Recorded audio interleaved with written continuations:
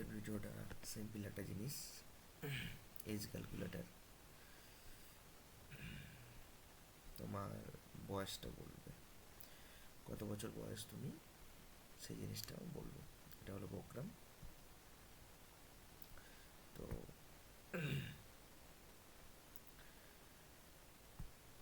তুমি তোমার date of birth দেবে, তোমার এজটা বলে দেবে কত বয়স।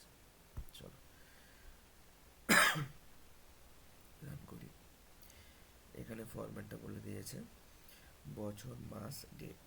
তো আমি বছর দিচ্ছি 2000, মাস দিলাম নভেম্বর, ডেট কোনোটা 25।